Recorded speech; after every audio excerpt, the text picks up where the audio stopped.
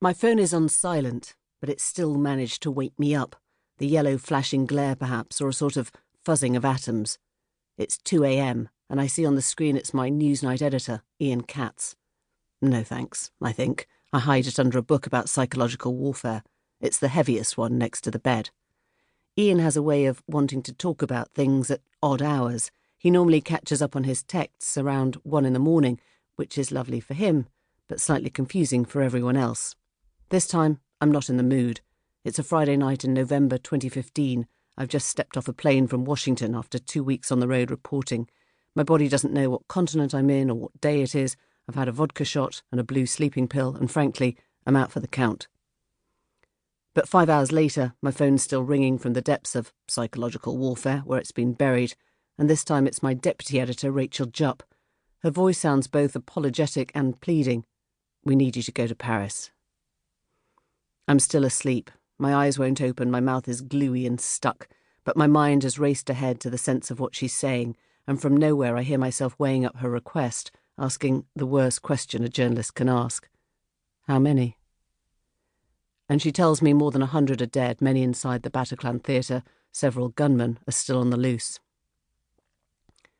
2 hours later, I'm on the Eurostar. My usual grab bag, packed for emergency travel, had just been emptied into the wash, so I've scrabbled together just enough to see me through the next 48 hours.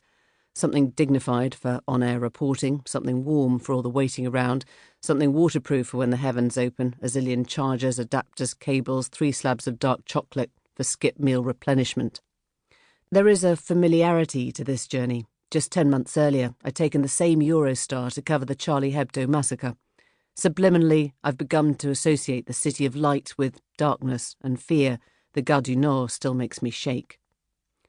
This time, scrolling through emails on the train, I find a generic BBC one sent to all of us heading to Paris.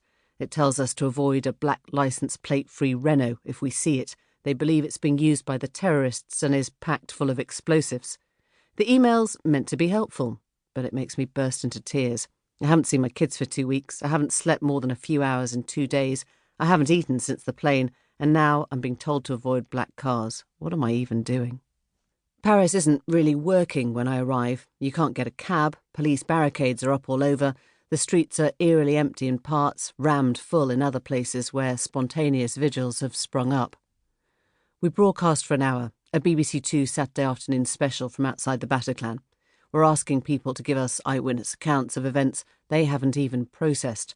I find the band, U2, leaving flowers beside our live point, their own commemoration of young lives lost in the simple act of attending a concert. The terrorists have struck when Europe's already feeling fragile. The migrant crisis has brought thousands from the Middle East and Africa, some seeking asylum, others better employment, marching across the continent and making EU politicians assess their own political response to the outsider. That night, as we try and piece together the scale of the tragedy, all sorts of conflicting narratives begin to emerge. That the terrorists were homegrown, or Syrian, or from neighbouring Belgium. That they were ISIS fighting jihad in France, or they were disenfranchised young men betrayed by their treatment as Muslim French citizens. It's too early to know why it's happened. We barely understand what has happened. Over the weekend, we see the raw Gothic beauty of Notre Dame reflected in the flickering of 100 tiny candles of remembrance on the ground. In Place de la République, a shrine has evolved, photos of loved ones, white roses, a lone violinist, playing of the pain which has only just started to seep into this grieving city. As I cross the square, a French reporter recognises me and asks if we, the English, are sympathetic. It's such an extraordinary thing to ask. I feel my eyes welling up again. Surely we're beyond the 100 Years' War, the neighbourly rivalry of World Cup penalties. I can't even find the words to tell him that, yes, God knows, we are.